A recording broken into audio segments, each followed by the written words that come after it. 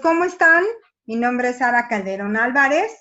Pues siempre es un gusto poderlos podernos reunir en esta serie de conferencias que tienen como objetivo, pues, hablar del impacto que tiene la pandemia en la salud mental.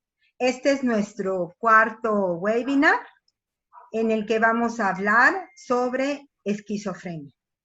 La esquizofrenia vista como un trastorno mental y será abordada primeramente desde el punto de vista psiquiátrico, médico, hablando de todas las variables fisiológicas que intervienen en ella. Y en una segunda parte vamos a hablar desde el punto de vista psicológico, cuál es la concepción o cuál es el marco teórico general que habla sobre la enfermedad. Entonces, pues de esto se va a tratar la conferencia. Bien. Antes de pasar a la plática, me gustaría poderles dar algunos avisos rápidamente. Y entonces, uno de los avisos es que ustedes pueden ver estas conferencias por YouTube. Si buscan a Jorge Montesinos, así tal cual en YouTube, y él puede, ahí van a poder encontrar los videos que tengan que ver con este tema. Y el otro aviso que les quiero dar también es que la próxima semana, el próximo lunes, vamos a hablar sobre depresión. Entonces, pues como ustedes ven, son temas muy interesantes que abordaremos la semana siguiente. Y bueno, por último, nada más recordarles, los que han estado con nosotros, los que han hecho favor de acompañarnos, pues que si se acaba la sesión por este tiempo limitado que tenemos de Zoom, pues pueden volver a conectarse con su mismo ID y la misma contraseña, todo esto con la finalidad de llegar a las conclusiones, a la parte final de la charla, y también, por favor, recuerden a través del chat, contamos con un chat, donde ustedes pueden anotar todas las preguntas o todas las dudas que les vayan surgiendo.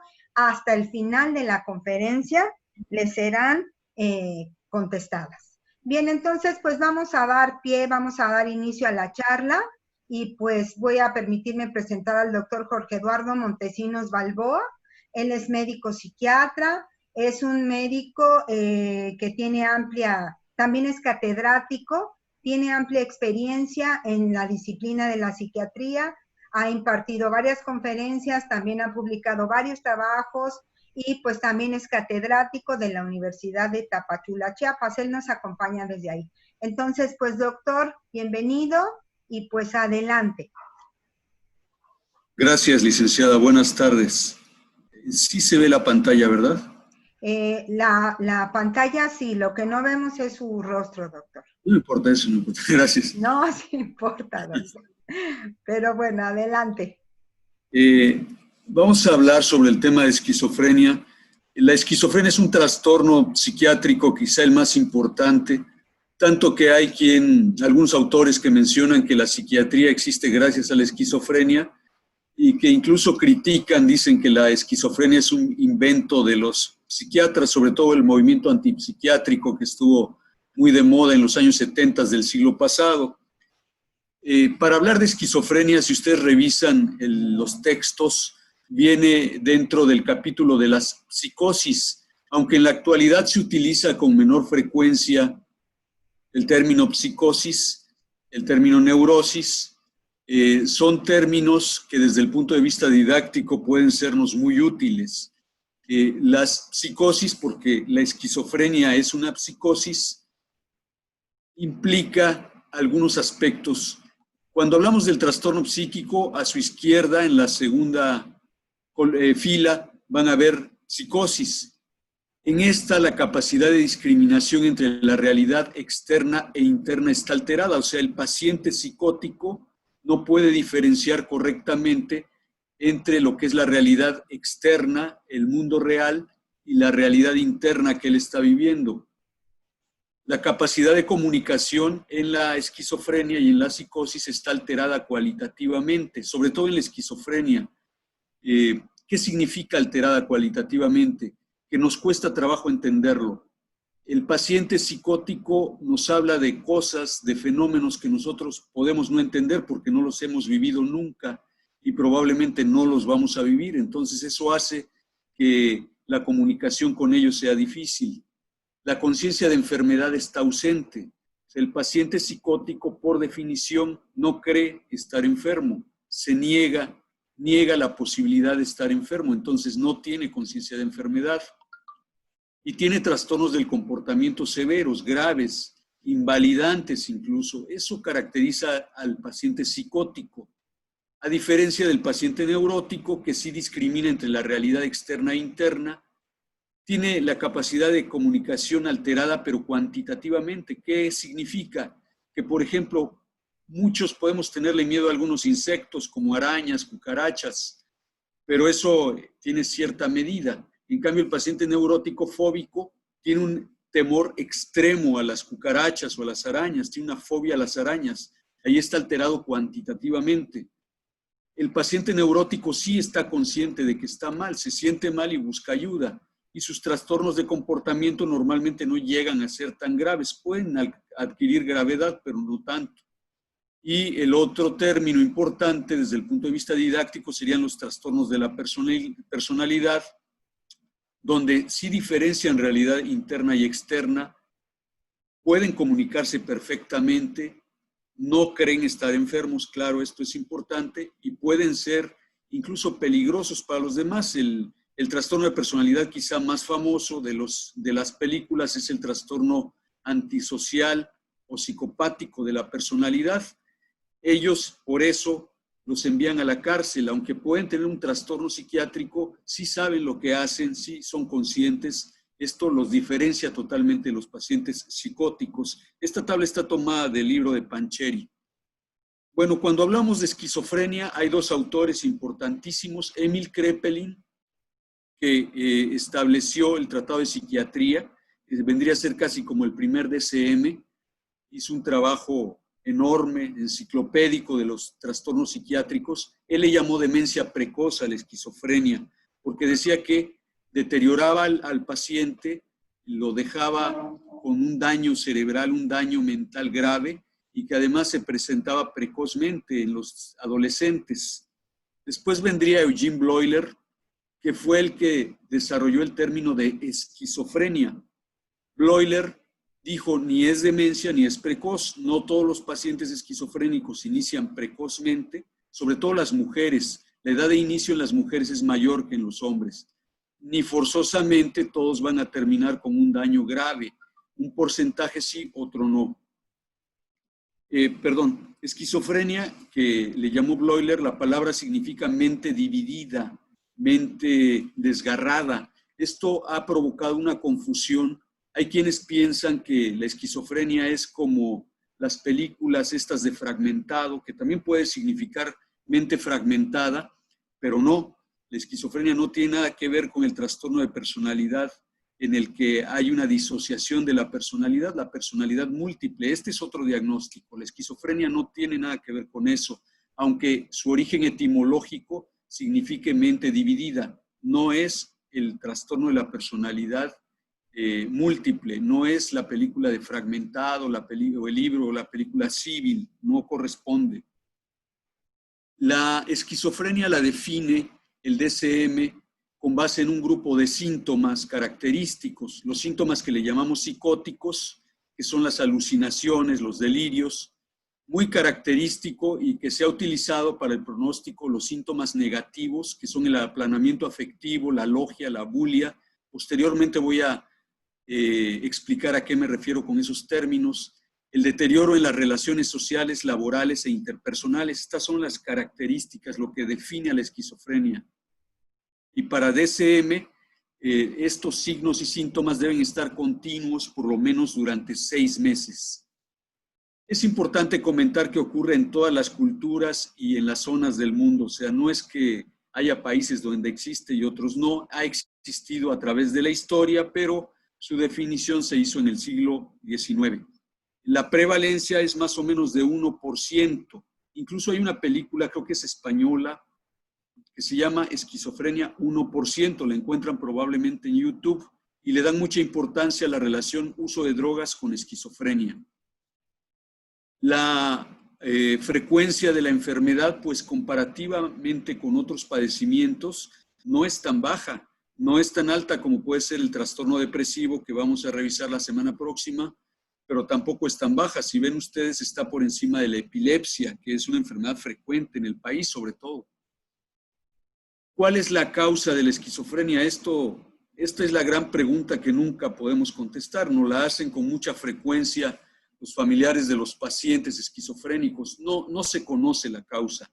Cuando los psiquiatras describimos un trastorno, casi por definición estamos diciendo que no conocemos la causa. Hay factores que influyen en su presentación. El factor más importante parece ser el genético.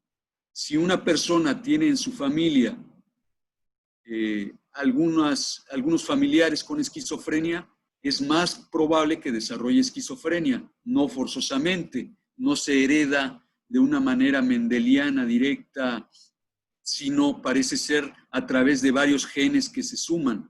Hay otros, no le llamaríamos causas, le llamaríamos disparadores o factores de riesgo. Se ha hablado de la migración. Por ejemplo, aquí en Tapachula, pues hay muchos migrantes. Sí nos ha tocado ver algunos que desarrollan síntomas psicóticos. La migración, lo más común es que se desarrolle depresión, le llaman síndrome de Ulises, por ahí algún cuadro clínico. El estrés social, el estrés, cualquier grado de estrés en una persona vulnerable, bueno, no cualquier grado, el estrés alto en una persona vulnerable puede ser el disparador para que se presente el padecimiento. Los lugares, un área urbana o de campo, el uso de drogas, comentábamos la vez pasada, la marihuana tiene una relación directa con la presentación de la psicosis, específicamente la esquizofrenia, algunos problemas obstétricos. Por eso es importante la atención correcta del parto, porque un parto difícil puede llevar a que se presenten enfermedades graves del sistema nervioso. La fecha de nacimiento, ahorita voy a explicar a qué se refiere ese dato. Comentaba, hay al parecer múltiples genes que pueden influir en que se desarrolle el padecimiento. Incluso, esto es importante, el doctor Escamilla, un investigador del Instituto Nacional de Psiquiatría, encontrado aquí en la región sureste, que parece haber 2 locis específicos para la presentación de la esquizofrenia con relación a la genética. Aquí es importante, les comentaba los partos, porque parece que hay una tendencia genética a ser sensible a la hipoxia. La hipoxia es la falta de oxigenación cuando nace el bebé. Entonces el bebé no recibe el oxígeno suficiente en su cerebro y hay personas que parecen ser más vulnerables a esto. Y esta vulnerabilidad, esta sensibilidad parece ser transmitida genéticamente. Entonces, este podría ser un factor que influye en el desarrollo de la esquizofrenia. Personas que son sensibles a la hipoxia. Y se encuentra que el volumen de su hipocampo, el hipocampo tiene mucho que ver con la memoria y con otras funciones mentales, se altera. Específicamente, la esquizofrenia en la actualidad se considera un trastorno del neurodesarrollo con una trayectoria lineal. ¿Qué significa esto?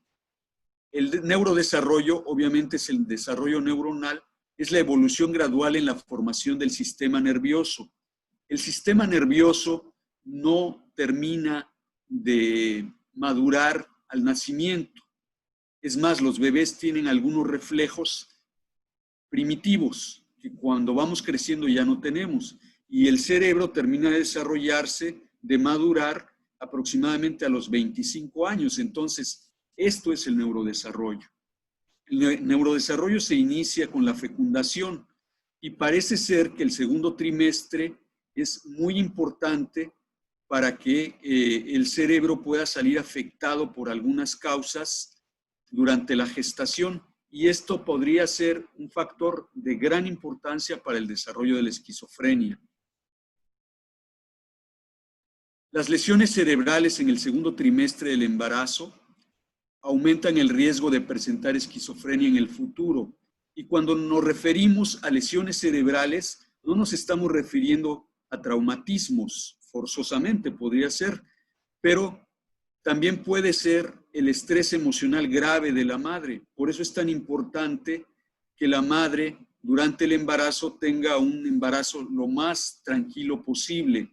Esto nos genera a veces a los psiquiatras un problema importante porque hay madres que durante el embarazo pueden presentar trastornos psiquiátricos y nos ponen un problema ético grave. De preferencia no deberíamos usar medicamentos durante el embarazo, esto lo sabemos, pero en un momento dado tenemos que poner en la balanza qué tan riesgoso es no tratar a la madre que está sufriendo un grave estrés, una depresión, una ansiedad grave, o tratarla. Por eso es importante que haya un embarazo lo más tranquilo posible. Se ha hablado de infecciones víricas. La esquizofrenia es una de las enfermedades más estudiadas desde el punto de vista de su posible origen, su etiología, decimos los médicos. Se ha hablado de que las infecciones víricas, sobre todo virus lentos, podrían ser el origen de la enfermedad.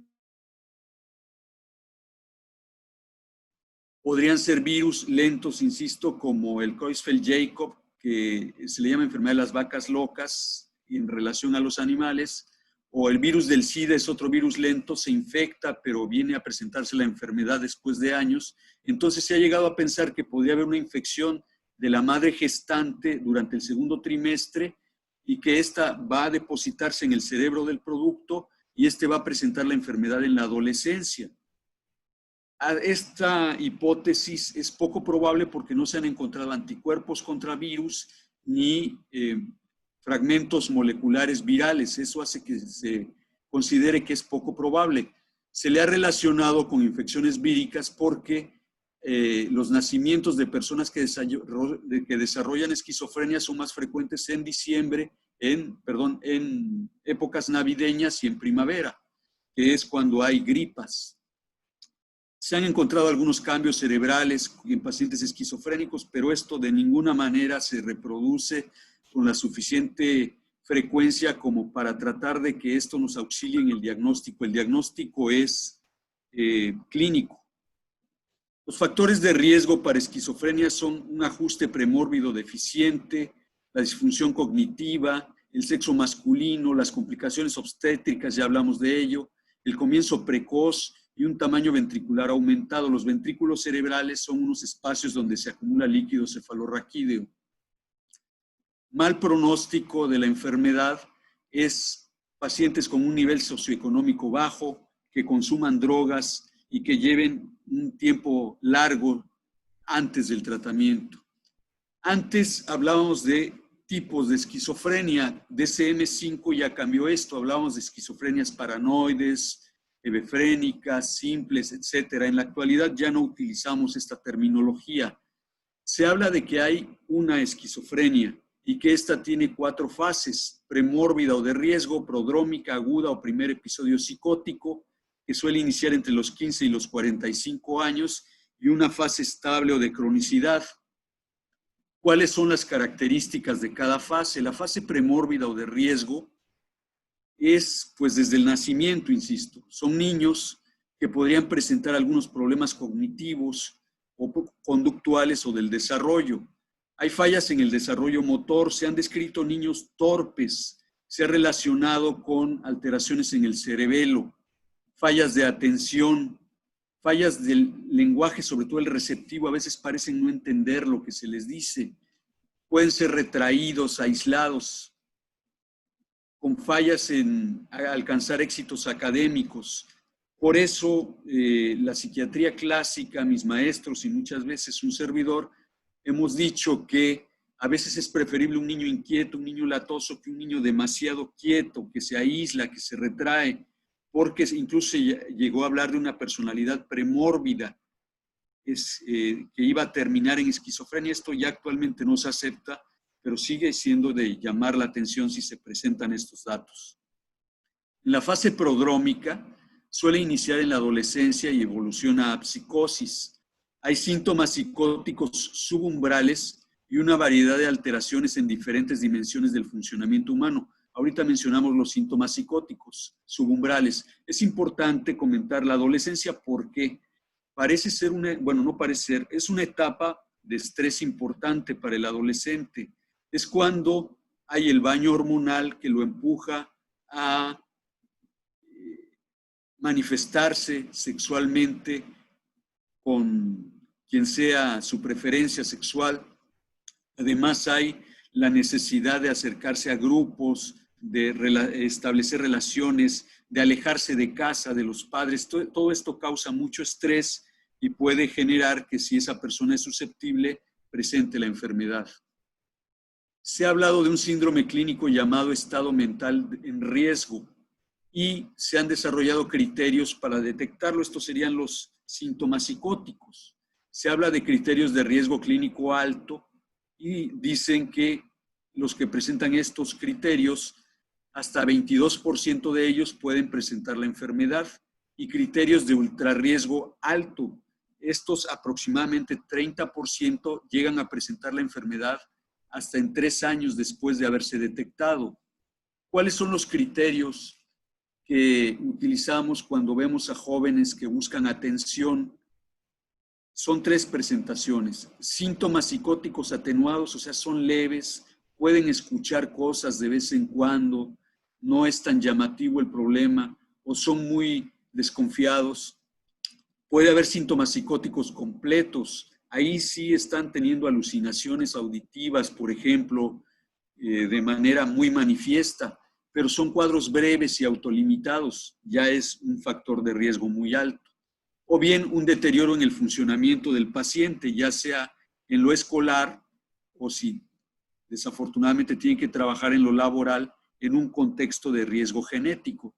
Hay algunos instrumentos que se han desarrollado, no tengo experiencia con ellos, pero son el CARMS y el SIPS, que buscan detectar los llamados Grave Limited Psychotic Symptoms, que pues esa es su función, tratar de detectar los síntomas psicóticos. Este pintor, Louis Wayne, han dicho que era un esquizofrénico. Lo que llama la atención es cómo fue cambiando sus pinturas de gatos. Lo que era un gato totalmente realista pasa a ser un gato totalmente abstracto, y observamos cómo en algunas de las figuras superiores los ojos muestran una expresión llamativa que habla del desarrollo de la enfermedad. Describen 5 dimensiones en la sintomatología de la esquizofrenia, ya hablando del diagnóstico. Entonces, para establecer el diagnóstico de esquizofrenia, hablan de 5 dimensiones. 3 de ellas son sintomáticas y 2 son complementarias. La primera son los síntomas psicóticos, la segunda son los síntomas negativos, la tercera, desorganización cognitiva del pensamiento y conductual, la cuarta, que ya es complementaria, excitabilidad, agitación, y la quinta, ansiedad y depresión, que suelen presentarse en los pacientes con esquizofrenia.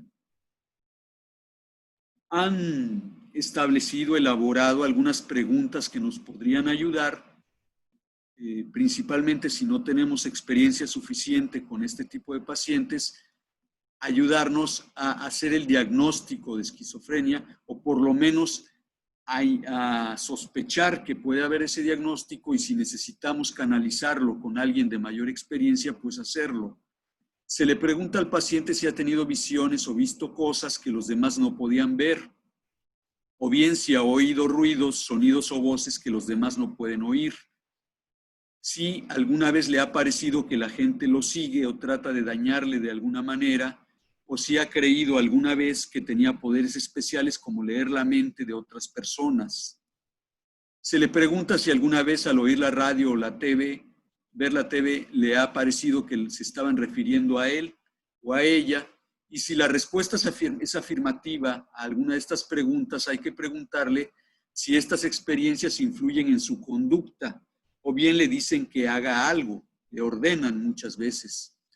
Si le ha causado alguna vez estas experiencias problemas importantes con sus amigos o familiares, o en el trabajo o en otros contextos. Al hacer caso de los fenómenos psicóticos, pues entonces se crea problemas en la realidad. Si la respuesta es afirmativa, proceder a revisar los criterios de SM. Entonces, si estas respuestas la persona nos contesta afirmativamente, hay que empezar a investigar ya los criterios más específicamente. Los criterios son 2 o más de los síntomas que vamos a mencionar, que se presentan la mayor parte del tiempo, por lo menos durante un mes, a menos que se le haya dado un tratamiento. Son delirios. Un delirio es un conjunto de ideas delirantes. Una idea delirante es una idea falsa que no acepta la persona que es falsa, aunque lo discutamos con ella, y que los que están a su alrededor no comparten esa idea. Esa es una idea delirante. El conjunto de ideas delirantes crea un delirio. Puede haber alucinaciones. Las alucinaciones son percepciones sin una causa aparente. Yo escucho algo que no hay en el ambiente o veo algo que no hay en el ambiente. Va a haber un discurso desorganizado, se disgrega o es incoherente. Un comportamiento muy desorganizado o catatónico. Síntomas negativos, aquí vamos a encontrar una expresión emotiva disminuida o abulia, lo explicamos después. Hay un periodo significativo desde el inicio al nivel previo, o sea, su capacidad en la escuela o en el trabajo disminuyen de manera muy importante. Los síntomas persisten al menos un mes. Puede haber síntomas negativos, se descartan otros trastornos, no debe ser secundario al uso de drogas o al autismo. Ahí están mencionados los síntomas de la esquizofrenia, los positivos, así les han llamado también, son delirios, alucinaciones, desorganización, catatonia, puede haber insomnio, agresividad también. A veces esos síntomas que son tan impresionantes son de mejor pronóstico que los negativos. Los negativos son embotamiento afectivo, apatía, anedonia. Puede haber afectivos, disforia, depresión, cognitivos, se altera la atención, la memoria y alteraciones de la conducta. Comentábamos, la dimensión psicótica son delirios y alucinaciones. La dimensión negativa es la expresión emocional disminuida, le llamamos aplanamiento o embotamiento afectivo. Parece no responder ante las emociones. La abulia es que no inicia actividades dirigidas a objetivos y no las complementa. Aquí es muy importante mencionar, hay personas que creen que el paciente esquizofrénico es un flojo, que no quiere hacer las cosas, que no coopera, e incluso a veces nos preguntan si no estará fingiendo. Esto, pues, definitivamente no. Este paciente sufre un minus, está debilitada su voluntad, su actividad, y es por la enfermedad, no está mintiendo, no está fingiendo. Tan es así que un paciente con este padecimiento puede ser incapacitado de por vida, por la abulia. Otro síntoma es la alogia, que es la poca producción de habla. Hablan muy poco, el habla puede ser vacía o empobrecida, y hay anedonia, que es la incapacidad de experimentar placer.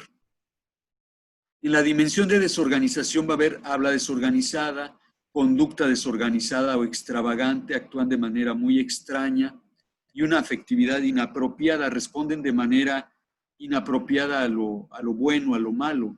Pueden incluso reírse cuando está muriendo alguien, y esto choca mucho con nuestra imagen de lo correcto. Puede haber, carecen de autocrítica, obviamente, signos neurológicos blandos, estos los buscamos, por ejemplo, algún temblor pequeño o algunos movimientos que pedimos que hagan, les llamamos síntomas neurológicos blandos porque no los pueden hacer. Puede haber abuso de sustancias. Este es un caso clásico, lo quise retomar porque es el caso que describe Sigmund Freud. Hay quien confunde y piensa que Freud fue el padre de la psiquiatría. No, Freud inventó el psicoanálisis, lo creó, él dice que lo descubrió. Freud no atendía a pacientes psicóticos, pero describió el caso Schreber de manera magistral y describió mecanismos psicológicos a través de este caso. El doctor Schreber era un doctor en Derecho, era un abogado con doctorado que presentó un padecimiento mental que aquí describo, basado en la descripción del propio doctor Schreber. El doctor Schreber escribió sus síntomas, memorias de un neurótico, les llamó, no era neurótico, era psicótico, y lo que hacía era pedir que lo sacaran del hospital, recuperar sus derechos. Él decía, yo puedo vivir de manera independiente, y por eso escribió sus memorias. Se fue a juicio y ahorita comentamos. Bueno, entonces las memorias de un neurótico las escribe en 1903 y Freud analiza el caso. El primer episodio psicótico del doctor Schreber fue en 1884 y el segundo en 1893. Él decía que había una conspiración contra mi persona, así lo describe. Buscaban diagnosticarme una enfermedad nerviosa incurable para dejar a otro mi puesto. De esta forma mi alma debería serle entregada, pero mi cuerpo debería transformarse en el de una mujer, sufrir abusos sexuales, ser abandonada. Oía música celestial, veía apariciones milagrosas. El médico que atendía al doctor Schreber describía ideas hipocondríacas, se sentía enfermo, hiperestesia a la luz y al ruido, le molestaba la luz y el ruido, tenía ilusiones, esto es que confundía lo que escuchaba o lo que veía, ilusiones sensoriales, le ocupaban tanto que pasaba horas sentado inmóvil, serían actitudes catatónicas. Decía sentirse tan torturado que lo llevó a intentar suicidarse, desarrolló ideas místicas, se comunicaba con Dios y era juguete del diablo, llegó a pensar que vivía en otro mundo. Algunas personas le perseguían, acusaba de esto a su médico anterior, el doctor Flechig, que era el peor asesino de almas, según Schreber. Fue cambiando él de ser una ramera, pasó a ser parte de un plan divino para redimir al mundo. Estas eran sus ideas. Schreber dice, se exigía mi castración para impregnarme de rayos divinos y crear una nueva raza humana. Al final, el doctor Weber, que es quien lo atiende en 1900, describe al señor presidente Schreber, que comió en su casa, lo llevó a su casa, no mostró ninguna alteración, si no se le mencionan sus ideas delirantes, o sea, se comportaba aceptablemente si no se tocaban los temas delirantes y su conducta era la de un caballero. Gracias a eso, el doctor Schreber recuperó sus derechos en 1902. El diagnóstico sería esquizofrenia, con la terminología anterior sería una esquizofrenia paranoide. Normalmente la esquizofrenia es una enfermedad que cursa en forma de múltiples brotes. Los brotes repiten con una pérdida progresiva de las capacidades cognitivas, sociolaborales y funcionales más acusada en los primeros 5 años. Los psiquiatras consideramos por esto muy importante que el paciente no esté recayendo, evitar los brotes, así les llamamos, o episodios, que se mantenga mentalmente estable durante un tiempo largo para evitar que la enfermedad continúe. Los objetivos básicos son el tratamiento eficaz de los brotes, la rehabilitación funcional y la prevención de recaídas. Por eso es importante no abandonar el tratamiento para evitar las recaídas, que evite a la cronicidad y la resistencia al tratamiento, el retraso en el tratamiento del primer episodio.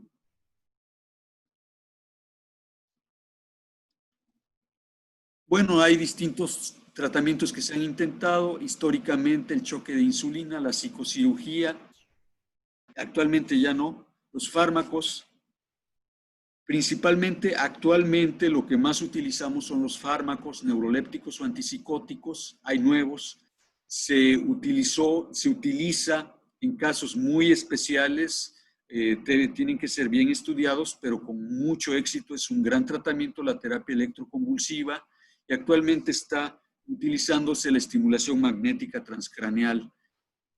Las intervenciones psicológicas son estas que muestro en pantalla.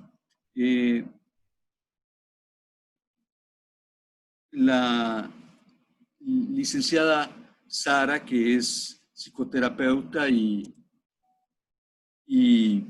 docente, va a hablar un poco más del aspecto psicológico, pero mencionamos el tratamiento comunitario, la intervención familiar. Nosotros trabajamos mucho la psicoeducación, se habla de la terapia cognitiva, etcétera.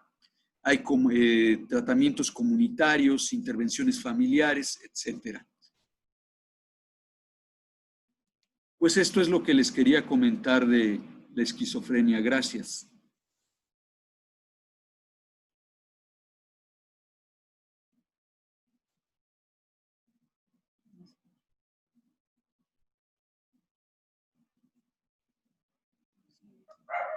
Perdón, muchas gracias al doctor Montesinos por su tan valiosa participación. Les pedimos a la audiencia una disculpa. No sé qué pasó con la cámara del doctor, entonces ahorita que nos volvamos a conectar, pues yo espero que podamos, ¿verdad?, solucionar el problema. Me falló el inconsciente porque creo que yo fui la del problema. Entonces, bueno, creo que ya se ve ahí el doctor. Perfecto. Entonces, pues le agradecemos, doctor. Gracias. Y pues ahora lo que vamos a hacer es hablar un poquito del enfoque psicológico acerca de la esquizofrenia. Realmente como tratamiento visto desde la mirada sistémica, pues sería la asistencia a la psicoterapia. Entonces lo que vamos a hacer es platicar un poquito de los orígenes que hay. Les pedimos a todos que sus preguntas, por favor, no las guarden al final, ya no falta mucho y con mucho gusto pues se las contestamos. Entonces, bueno, rápidamente me gustaría dar una pequeña